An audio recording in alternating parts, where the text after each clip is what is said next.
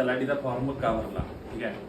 तर तलाठीचा फॉर्म यासाठीच भरला की एक म्हणजे ती आता एक्झाम आहे ती MPSC घेणार आहे, ठीक आहे. आणि मी ग्रुप B ची पण एक्झाम दिली आणि समजा एक प्रॅक्टिस होत्या का तर राज्यसेवेचं असं आहे की आपण म्हणतोय पहिल्या दुसऱ्या अटेम्प्टला काढायची, पण जोपर्यंत चांगली प्रॅक्टिस नाही किंवा एक चांगलं आपल्याला त्या गोष्टी कळलेल्या नाहीत की MPSC काय विचारते किंवा कसं एक अभ्यास करावा लागतोय, कुठल्या टॉपिकवर फोकस आहे यांचा, तर हे कसं हॉलिस्टिक अंडरस्टँडिंग झाल्याशिवाय म्हणजे माझं तर असं आहे की मला ते परीक्षेत घुसता येत नाही किंवा असं समजून म्हणजे असं ते समजायला मला थोडा वेळ लागतोय, पण एकदा समजलं की व्यवस्थित समजते.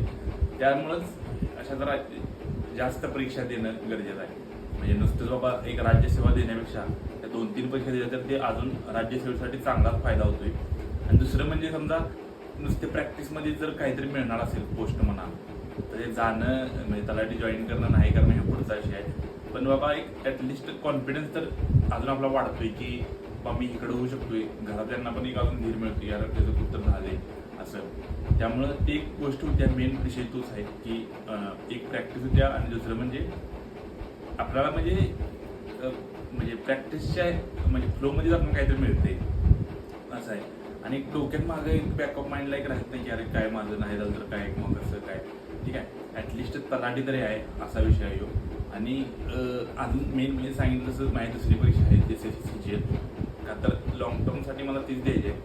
पण आता आहे ती आणि राज्यसेवेला पण तो स्कोर आला आहे आणि इकडं कंबाईनला पण आला आहे स्कोर. कंबाईनला पण झालं काय की मला ती बबलिंगचा विषय झाला, त्यामुळं ती एक प्रॅक्टिस व्हावी चांगली. अजून बाबा आपल्याला कळावं की म्हणजे समजून यावं की बाबा MPSCची काय डिमांड आहे ॲक्च्युअल, तर त्यासाठी परीक्षा देणे गरजेचं आहे. आणि मेन म्हणजे आता बघितलं असतं म्हणजे मित्र देईन माझी, तर राज्यसेवेचा जो कट ऑफ वाढला आहे म्हणजे प्रिलिमचा, तर तो कंबाईनचे विद्यार्थी बरेच त्यामध्ये आहेत, ठीक आहे. इव्हन ग्रुप Cचं पण काय काय आहेत त्यामध्ये, तर त्यामुळं खूप तो कट ऑफ वाढला आहे. आता ॲक्च्युअल 98 कट ऑफ गेला आहे, पण ॲक्च्युअल UPSCची म्हणजे काय राज्यसेवेची मेन्स देणारे विद्यार्थी आहेत कमी आहेत असं आहे. काही जण कंबाईनचे तरी म्हणजे अशीच प्रॅक्टिससाठीच गेलेले, त्यामुळे तो कट ऑफ वाढला आहे. आणि त्यामुळं परत हीच विद्यार्थी राज्यसेवेला पण कॉम्पिटिशनला असणार आहे. त्यामुळं आतापासूनच आपण ते थोडं कॉम्पिटिशनमध्ये राहणं गरजेचं आहे असं आहे. म्हणजे नुसतं मी राज्यसेवा करतो आणि हे करतो तर तसं ते माझी तर काही निघणार नाही. आणि प्रॅक्टिस पण होत्या. दुसरं मेन म्हणजे तेच आहे की आपल्याला काहीतरी मिळते सोबतच त्याच्या. आणि मॅथ्स पण चांगला आहे, ते 100मध्ये 20 क्वेश्चन मॅथ्सच आहे, तर मॅथ्स पण आपलं चांगला आहे, त्यामुळे तो फायदाच आहे. तर यासाठी दिला आहे. असं काही नाही की UPSC सोडलं वगैरे काय, ठीक आहे. तर इव्हन 2023मध्ये पण तलाठी भरती झालेली काहीतरी, ठीक आहे. तर त्यावेळी पण मी कुठल्याही परीक्षेला फॉर्म नव्हता भरलेला, ठीक आहे.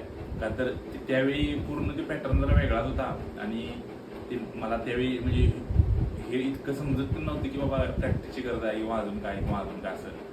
त्यावेळी माझ्या डोक्यात होती की राज्यसेवा द्यायची पण नाही असं आहे. पण आता कसं राज्यसेवा तर ॲटलिस्ट द्यायची, त्यामुळं आता आतापासूनच ती तयारी आधीपासून करणं गरजेचं आहे. आणि आता मी ह्या एक्झाम दिल्या, कंबाईन दिल्या याच्या आधी 1-2दा, तर मला ती कळली की बाबा हे MPSCच्या एक्झाम देऊन फायदा होतोय. आता मी कंबाईन दिलेली कधी फेब्रुवारीत पण दिलेली नाही, जानेवारीत दिलेली, त्यामुळे मला राज्यसेवेला थोडा स्कोर वाढला. तर त्यानंतर परत मी कंबाईन दिल्या, त्यानंतर परत ही ग्रुप C दिली, परत माझी राज्यसेवा होईल. त्यामुळे ती प्रॅक्टिस चांगलीच होत्या. आणि असं पण आहे की समजा परीक्षा पुढे नसेल तर आपण कसं भरकडल्या की ते असतो एकसारखं. त्यामुळं एक परीक्षा असते की आपण अभ्यासाच्या फ्लोमध्ये राहतोय, एक मोटिवेटेड राहतोय, डिसिप्लिन राहतोय, त्यामुळं तो विषय आहे. त्यामुळं आपण हे देतोय. असं काय नाही की ते UPSC सोडलं वगैरे काय. आणि मेन फक्त हेच आहे की प्रॅक्टिससाठी आणि मेन म्हणजे अजून थोडं कॉन्फिडन्स वाढावा अजून यासाठी. Okay, all the best.